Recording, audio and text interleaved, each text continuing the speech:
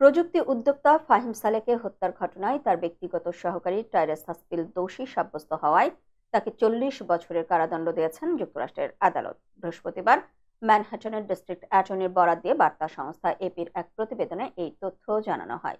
ফাহিম সালে Bangladesh ride sharing app পাঠর সহ প্রতিষ্ঠাতা ও নাইজেরিয়া ভিত্তিক মোটর বাইক স্টার্টআপ গোকাদার প্রধান নির্বাহী কর্মকর্তা ছিলেন।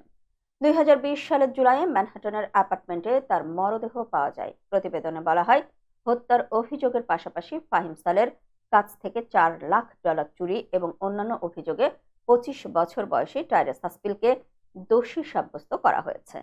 প্রসিকিউটররা জানান, হাসপিল ফাহিম সালের কাছ থেকে নগদ অর্থ চুরি করছিলেন দীর্ঘদিন যাবৎ। বিষয়টি ফাহিম বুঝতে পারলে হাসপিলকে মামলা থেকে বাঁচাতে টাকা ফেরত দেওয়ার জন্য 2 বছর সময় দেন, কিন্তু হাসপিল তখনও ফাহিমের কোম্পানি থেকে টাকা চুরি করে যাচ্ছিলেন। বিষয়টি বস ফাহিম জেনে যেতে পারে এমন ভয় থেকে তাকে হত্যার সিদ্ধান্ত নেন।